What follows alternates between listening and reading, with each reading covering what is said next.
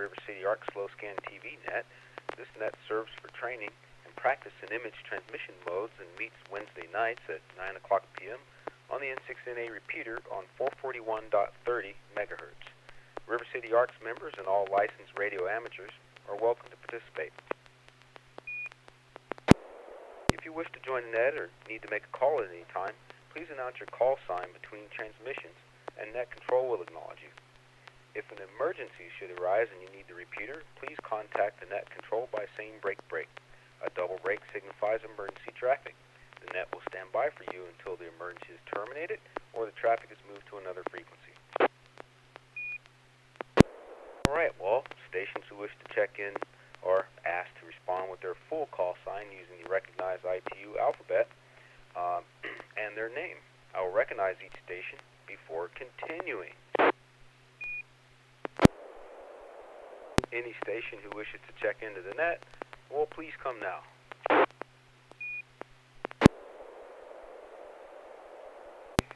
November 6, Papa Golf, Quebec, Bob in North Roseville.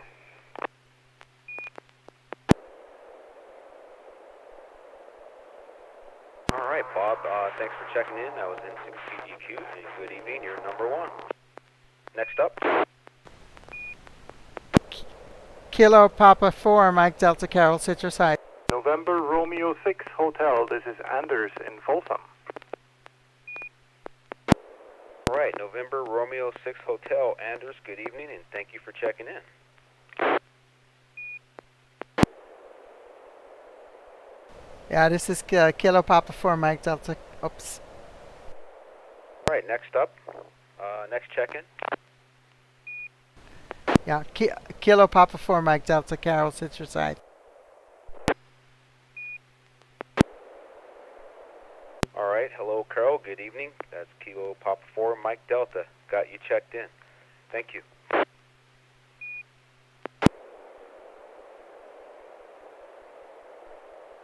Well, it might be light-duty fun this evening. We have 3 check-ins plus myself, and did anyone? Let's see. I'm checked in. Looking at the YouTube streaming. I see a couple things going on there. I guess I got to get oriented there to keep up with traffic out there. But want to say hello to anybody out there watching us on YouTube. And if Bob, if you're ready, I'd like to see if you're ready to go with your first photo. Okay, well, this should be PD 120. Alpha India 6 Delta Golf for check-in.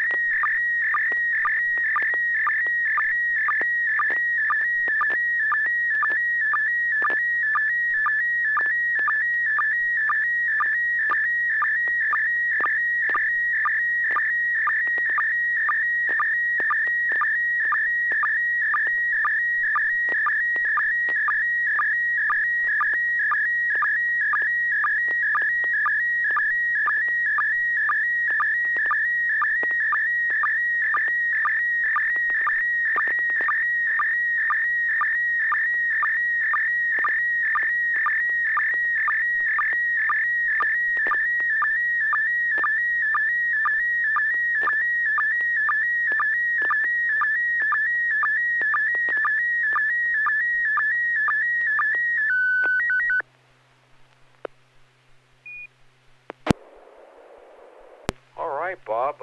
That was N6PGQ. You were able to successfully get your photo out, and I can't discern what this is at first glance, but pretty decent photo. It looks like photo might be on the vintage side, possibly, of some vintage equipment. Looks like red and white index markers, maybe lights of some kind, and knobs or switches that with black buttons or whatever. So it'll be interesting to hear about this, and let me turn it over to the next person, Anders, in our 6H. Were you able to copy? This is NR6H, and yes, I did copy a pretty good picture, kind of grayish overall, but with a row of pills was my first thought there, that somebody needed to take their medication there. But maybe lights, that's a good idea, could be. Very difficult to discern the scale of this, so I'm not sure what that is, but what I do see is 2 rows of gray buttons, or maybe they're levers. You push them up or down, maybe, and then maybe lights, those red and white pills up there. Don't know what those are. So yeah, very interested to know what this really is. It's a mystery picture for sure. So NR6H, back to net.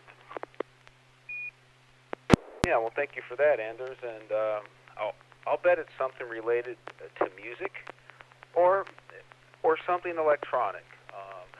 So we'll see. KP4MD, I can see what you see on YouTube. I've got the YouTube feed up. See lots of chatter on YouTube. Hello, everybody out there. I think I see Neil checking in off the Ruby Princess on the chat, if I'm not mistaken. And he's just departing Ensenada, Mexico, headed for Mexico. So hello, our friend Neil. That's KL7HQR. And some others, too, so we'll check in and say hello to them later.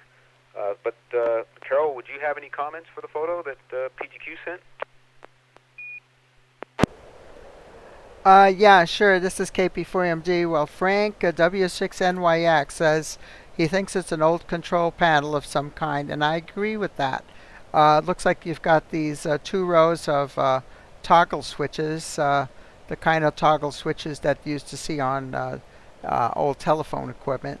And then you've got these alternating red and white pairs of pilot lamps, I guess, that light up when you flip the switches. So can't really say what it is. Something that has to do with telephone or audio, some kind of audio panel. Back to net. This is Killer Papa 4 Mike Delta. Yeah, I think we're getting really close, and I thanks for that, Carol. And I missed checking in Joel AI6DG. I did hear you, but Bob's photo took off in transmission before I was able to key up and welcome you to the net this evening. So thanks for checking in.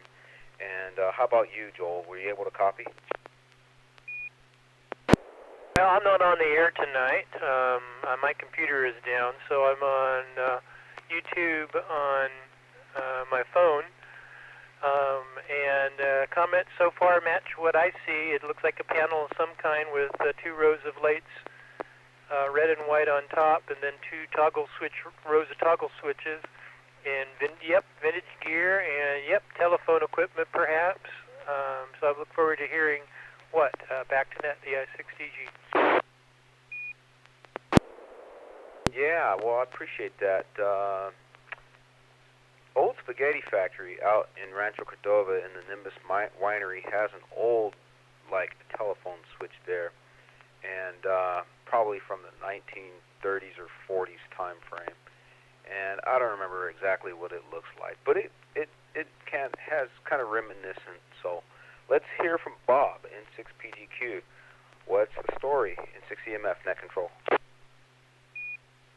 Well, you guys are pretty good.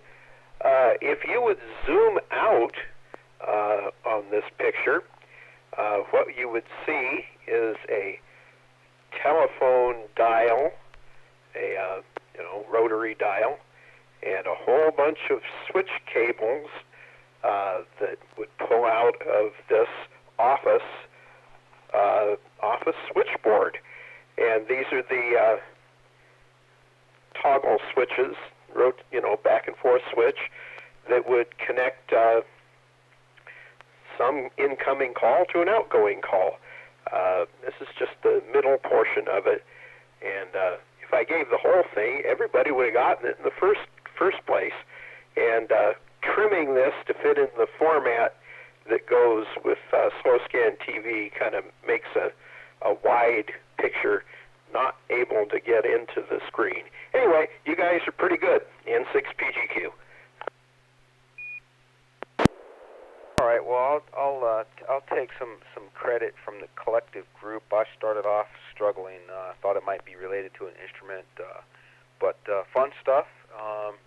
Any follow up for Bob in N6NA EMF?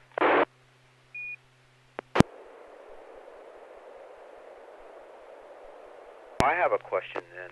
Bob, could you tell us what you know about the switch?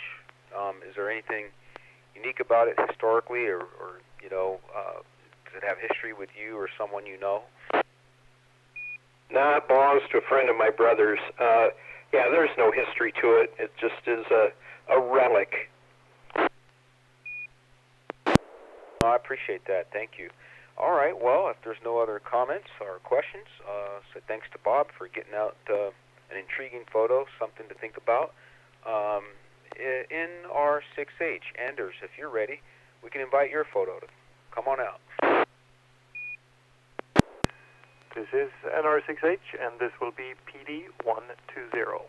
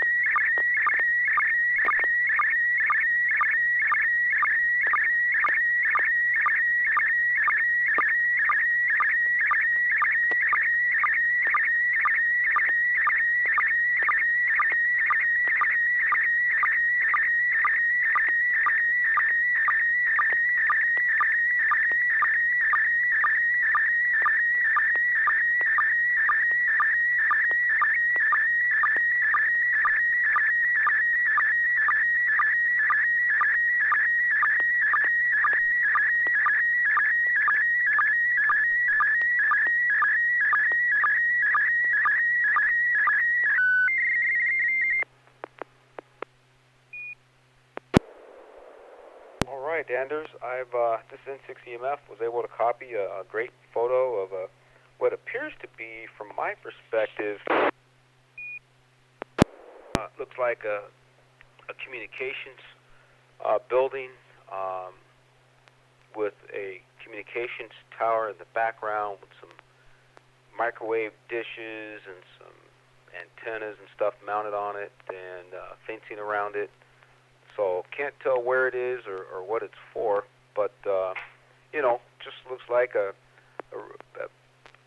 pretty typical communication site. Looks like they've got the little power transformer on the outside, some bollards, chain link link fence, and that's about all I can say about it. Looks like there might be a dish or a large spool in the background of the photo. Can't tell what it is. Something round and large. Not sure if it's relevant, but it's cool to see a microwave site or a communication site here. So thanks for that, Anders. Anybody else? Bob? Let's see. Bob, N6PGQ, would you like to comment? Were you able to copy? Yeah, this is Bob, N6PGQ, and quality is really good. I agree, it's a communication site. You can see the building has a fairly large, looks like a heat pump mounted on the outside. There's a couple of either probably receiving dishes, one to the left of the building down on the ground, and one to the right behind the feed line racks. It's probably hard line that goes up to the different antennas on the tower. Looks like the panels near the top that we can see are probably for cell phones, and the rest is either cell phone receiving dishes or microwave transmitting dishes. I can't tell. And it looks like there's a vertical antenna tied off to the left side. So this would be interesting to find out where it is. Maybe we could put a remote site on it or something like that. N6PGQ. All right. Well, how about we all pitch in and buy this site and share in the costs and the profits together? That sounds like fun. Well, thanks for that. Adding some more narrative to the photo, Bob. So thank you. KP4MD, Carol, what are your impressions? I can see that you were able to pick it up on YouTube just fine. Yeah, this is KP4MD. I'm seeing, N6NA has a site similar to this in West Sacramento, where there's a small building that houses the control hub that has the voter receivers and some a Yagi antenna points up towards the transmitter site on top of the hill. Anyway, what we're seeing here, it looks like two towers. There's one in the foreground, which is the one more towards the right, and it has a number of antennas off the side there. I see a small parabolic dish on the right side, and above that, kind of an array that I've normally seen with cell phones sticking off the right side of that thick tower. There may be just on the other side of the tower from there, looks like there may be a small UHF Yagi and another parabolic dish. And then there's a thinner tower behind the building that looks like it has a rather long linear vertical antenna sticking. It's attached right to the top, and if you go down towards the bottom of that the thinner tower on the left there is just above the roof of that building. Looks like there's a small Yagi antenna that's pointing towards the left. Yeah, I do see what looks like big satellite dish antennas also on the ground. So to the left there, there's one very clearly, and perhaps over to the right behind that fence. And that fence, it looks like you have a number of maybe feed lines going up there and then going up the side of that tower. So there must be another building there with some RF equipment. So that's my take on it. Back to Net. This is KP4MD. All right, just about as good as the rest of them. So thank you, Carol. How about, let's see, I know Joel's out there, but since you're not actively participating in the net, I want to invite you to provide any comments you might have. But you're checked in, so go right ahead if you want to contribute there. Go ahead. Well, adding to what's already been said, it doesn't look typical in some ways. For instance, when I first saw it, I thought it was a bathroom in a park. It doesn't look like a typical mountaintop install. Almost looks like it's in a park. You can see kind of trees and grass in the background on the left. I think I see a small ground-mounted dish on the left. It's a nice building. Usually when you see a cell phone only tower, it's just the tower and then a small hut or cabinet or something at the base. This has got all kinds of other stuff on it. I wonder what this thing on the lower right is. Is it a fenced-in area, or is it a rack cable race for the cables to go to another tower to the right, or another building, or what? If this is coming from Anders, I wonder if this is the K6IS repeater site up between Folsom and El Dorado Hills. But as always, look forward to hearing the explanation. Back to NetAI6DG. Very good. Thanks, Joel. Well, Anders, N6NA, you're up. How about it? Tell us about this comm site. Well, you all kind of nailed it, and I think Joel put the last nail in. This is K6IS, the East repeater site. So what you see here is obviously there's not only K6IS inside of here. There are plenty of other racks of equipment in here, commercial radio, Rock 98, and some local TV stations and things in here also. But the K6IS repeater is just behind that air exchange unit, or the AC unit, the gray box that you see on the outside of the building there. That just behind that box is where the rack of the K6IS repeater is standing. But looking at the antenna in the back there, the big red tower is huge. It's like probably 200 feet tall. So it just keeps going and going. The smaller tower just left to the red, the big tower there. That's actually all K6IS antennas. So the top one there is, I believe, the transmit antenna for the 220 repeater. And the little Yagi that you see just above the roof, the top of the roof there, that Yagi is pointing to Pine Hill, where I believe that the N6NA repeater is sitting. So that's where one of the receivers are for the K6IS repeater. And then just below that little Yagi is a dish that is pointing straight at me right now. So that's where the internet is going in from my house up to this site. So this is up on Carpenter Hill, just east of Folsom, just north of the 50 freeway when you go up towards El Dorado Hills. That's what this is, K6IS repeater. This is NR6H, back to net. All right, well, thank you for that, NR6H. Well, Anders, that's pretty cool to know where the repeater is, right up there on Carpenter Hill. So when you're driving up and down that elevation that takes you from the valley up into the El Dorado Hills, if you look up, you'll see those, and it's just nice to know they're there. So thanks for sharing. And you must be a really cool kid if they let you up there so that you can get as close enough to see. So you were there, actually, correct?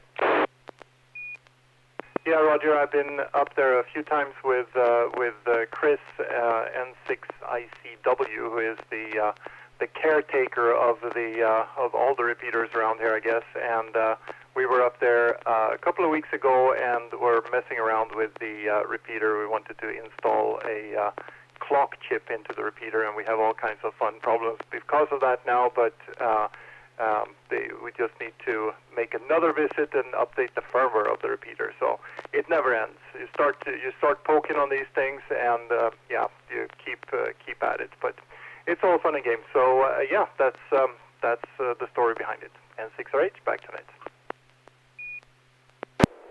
Okay. Well, I know there must be anyone else. Thanks, Anders. Do you have any other points on this one? No, not really. just it's kind of an interesting site, and actually you can walk up to this site if you come around from the backside. You can come this close to the building. The fence there is kind of the last barrier to get to the fun equipment behind it. But it's a beautiful view from up here, and there's actually a little park bench and stuff up there, and people sit around there and have picnics and stuff. So it's pretty accessible. You can get right under the antenna and under the guy wires, but obviously you can't touch the equipment because that's behind the fence there. So that's about it. N6NA by tonight. Okay. Well, thank you, Anders. I was also checking to see if there's any other follow-up questions on the site among the folks on the net. All right. Thanks for sharing, Anders. It's always nice to see a comm site for folks like us who are interested in communications, particularly ham radio, and just understanding and seeing where the signals go in and out. Right. So that's lots of fun. Carol, KP4MD, if you're ready, you can send a photo. Okay, thank you. This is KP4MD. One thing I want to say, I have driven up to Carpenter Hill on a number of occasions operating simplex mobile on 2 meters. And it is pretty impressive how far, you go up to the top of the hill there as far as you go on the road. And the simplex range is just absolutely outstanding. I think it's some like 800 feet elevation. That's supposed to be the highest point inside Sacramento County. But if you go over to Bob, K6GCN's QTH, he's over on that ridge over there in El Dorado Hills.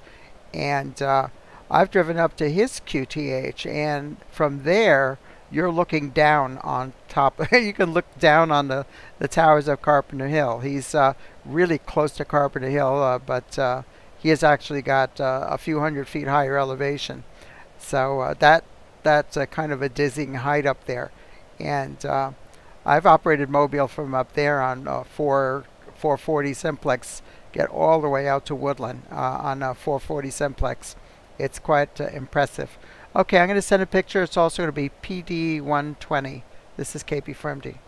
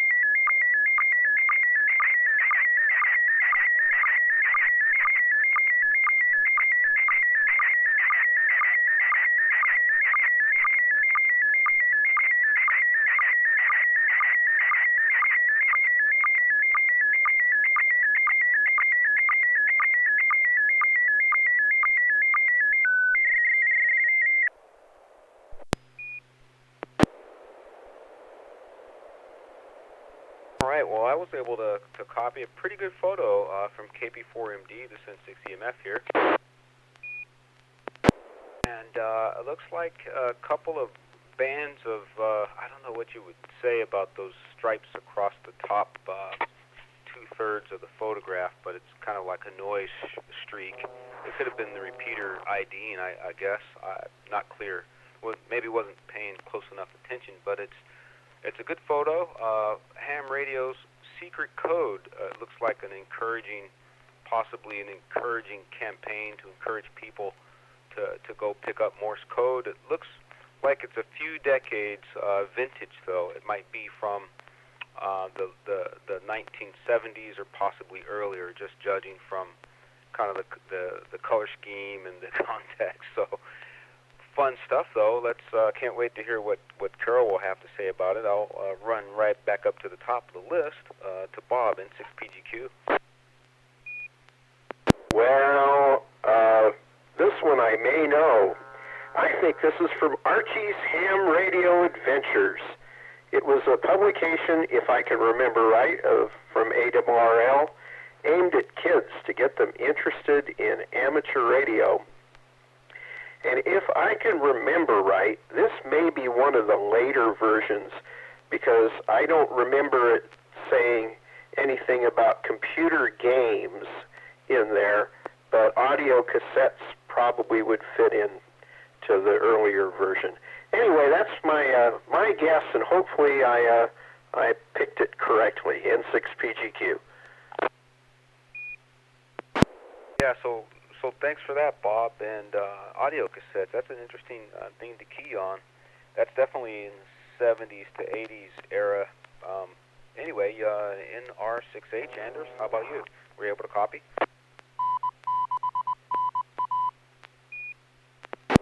I was using audio cassettes long into the 90s, but yeah.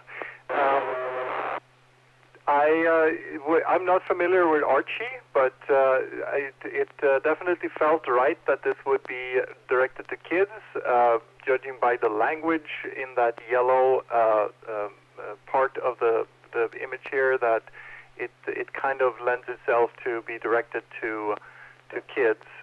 Also, yeah, the overall feel is clearly somewhat with vintage, and yeah, computer games and audio cassettes. Yeah, the 80s, very early 90s is my guess. Probably coming from some form of publication that was directed to kids. So I'm all with that idea. It was a few interesting disturbances, though. During the overall picture is really good, very good reception.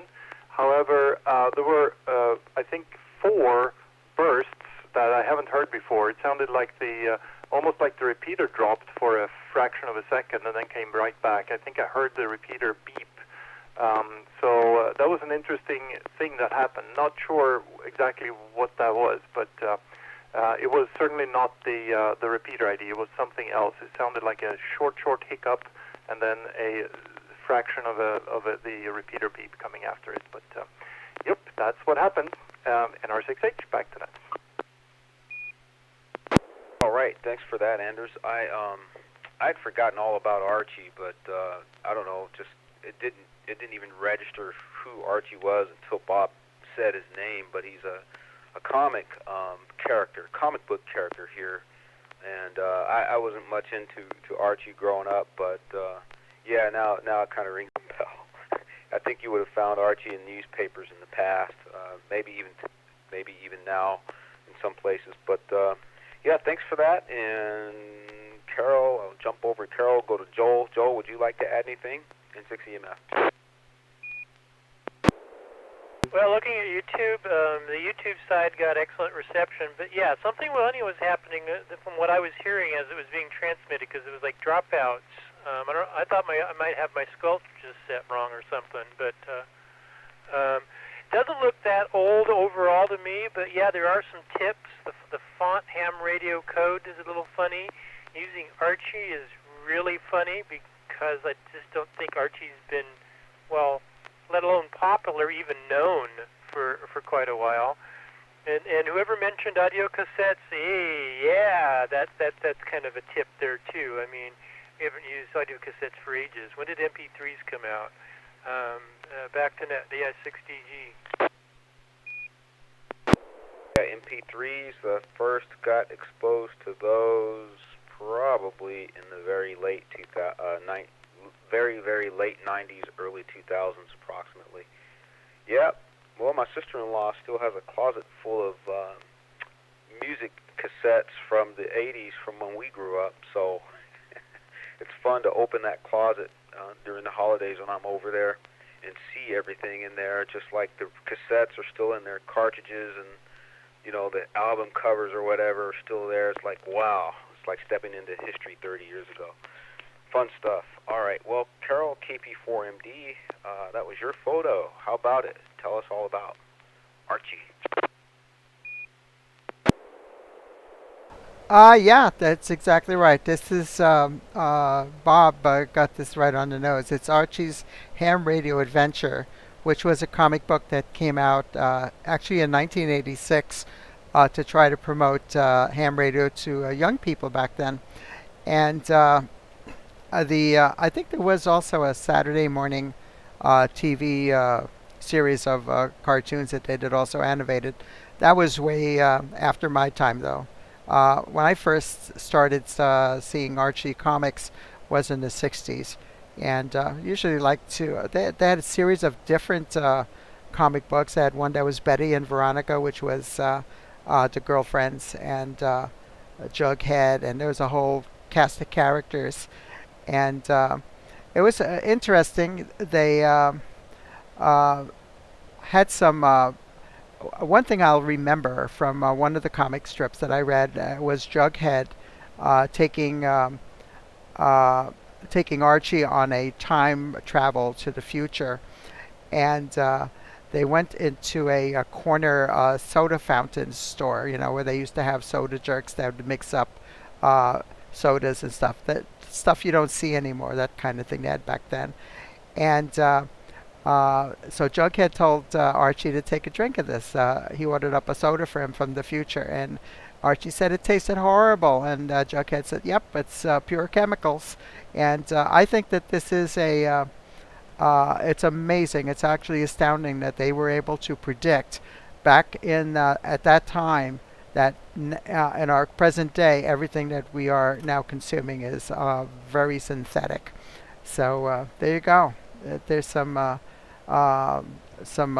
foresight in some of that stuff that was printed back then. But anyway, yeah, this was the back cover of the Archie's Ham Radio Adventure, and that had a whole back cover there that had the Morse code to interest kids. I think at that time Morse code was still a requirement for the license. So back to net. It's KP4MD. Yeah, that's lots of fun. Boy, thanks. I appreciate you sharing a little bit of historical perspective there and some fun stuff. And let's see if anybody else wants to reminisce. Any comments, questions on Carol's photo?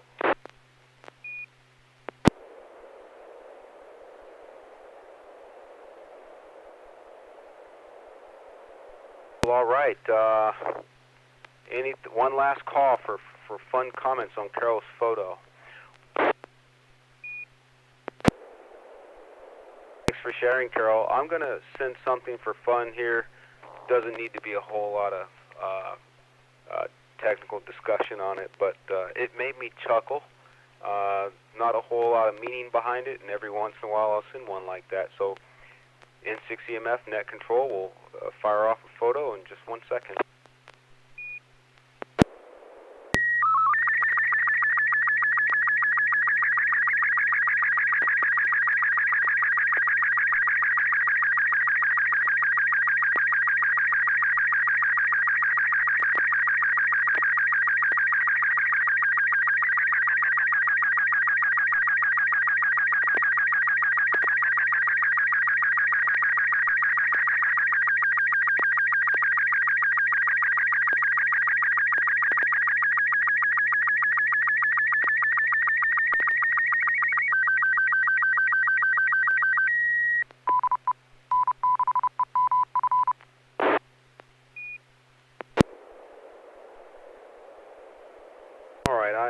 neglected to mention that was Robot 36. So the point is there's not a lot of, so the 36 seconds and pretty low resolution, 320 by 240.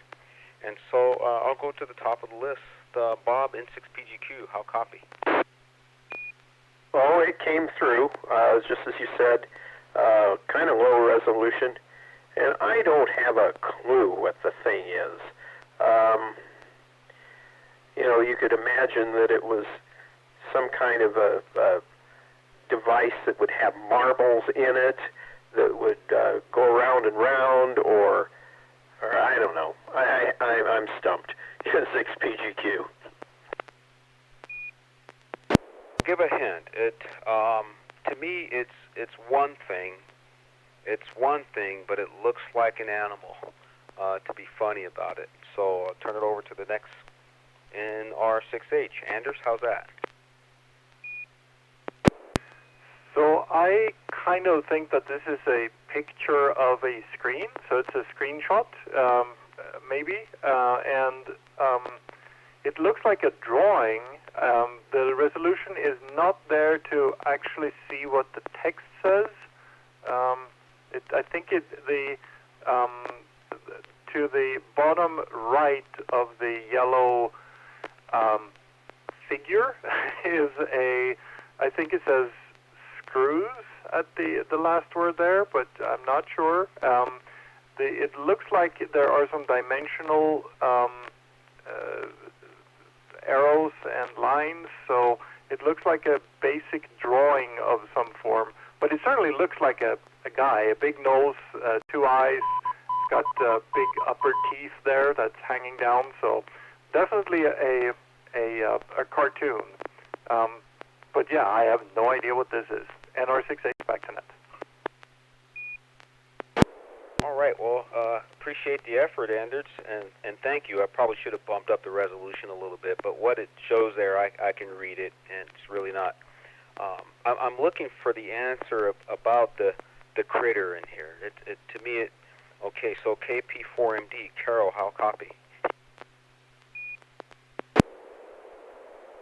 Okay, well, I can recognize, I actually have a device that looks just like this, and although it's hard to read because of the low resolution, it's a duplexer. It has 6 different tunable cavities. That's what those screws are on the bottom, and on one side you connect a receiver, on the other side you connect a transmitter, and then where they join together, that's the feed to the antenna. And the tuning on one side is for the receive frequency, and the tuning on the other 3 screws are for the transmit frequency. And it gives isolation between the receiver and the transmitter, so you can transmit and not have any of that signal come out to the receiver and desense the receiver. I'm pretty sure that's what this is. I'm not sure what kind of animal that you think it is, though. So back to you. Is this KP4MD? Thank you, Carol. Okay, AI6DG, Joel, would you like to comment? Yeah, there's just not enough resolution and context really to tell what it is. But my guess is going a completely different direction. I'm going to guess this is part of a stringed instrument, a violin or a guitar of some kind, and you've got the 6 strings that attach at the bottom, and the fancy-looking thing in the center or the top left is what's attached to the soundboard of whatever type of wooden stringed instrument this is. Although what the rest of the lettering all around it is, I don't know. But anyway, what is it? Yeah, let's find out. Back to net, AI6DG. All right, well, thank you both, Carol, KP4MD, and Joel, AI6DG. Well, let me tell the story. What this is I was, so I have an engineering group that works with me at work, and we were building we're getting ready to build a VHF mobile radio repeater site for work that we do with electric utility infrastructure. And so hired a company to design the facility for us, and I was called into a design review meeting. And it just so happened this particular drawing, or this section of the drawing, was up on the screen when I got into the meeting, and I looked at this, and at first glance, I knew what it was, but at first glance, it struck me as the front face of a puppy. I could see like two eyes in the coax that's fed around those things, and the shape of a really big nose and a square jaw and 6 legs, which is really ridiculous. But really, what it is that it's a VHF radio duplexer, just like Carol said. And the left tuning cavities down there, the lower left-hand section are 3 separate low-pass, high-notch cavities, and on the right are the high-pass, low-notch cavities. So it was just a fun photo. I took a picture of it, and some coworkers and I were kind of joking and harassing each other about what it really is, and it was a little bit of fun that we had during the meeting. So I didn't have anything else to share and thought I would share this, but Carol was right on. She was spot on. This is a Motorola duplexer for about 168 megahertz approximately.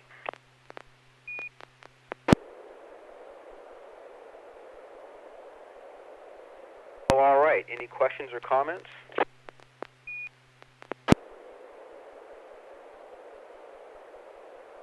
Does anybody see the resemblance to a puppy or a dog? N6PGQ, I thought it was a lion. Hey, that's a good one. I didn't think of a lion. So anyway, that's the story, and really no technical details that I have on this. It's just a discussion, and I took a snapshot of this, and that's about it. That project will probably go into service within the next year and a half or two at the most.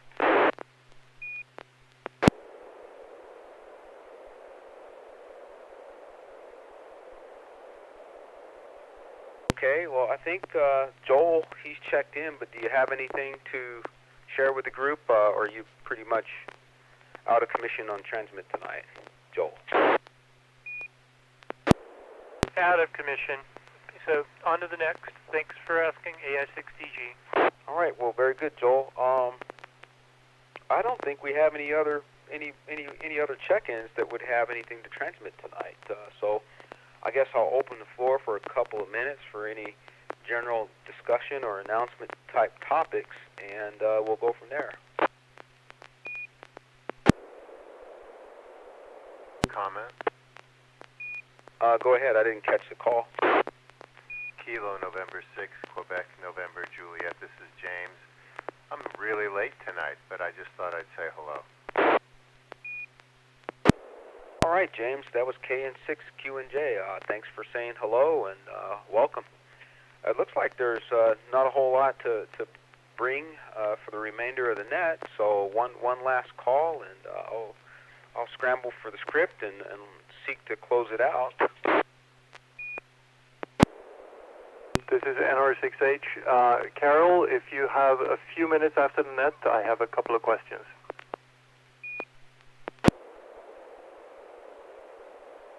Yeah, that's fine by me. Not a problem. It's KP from D.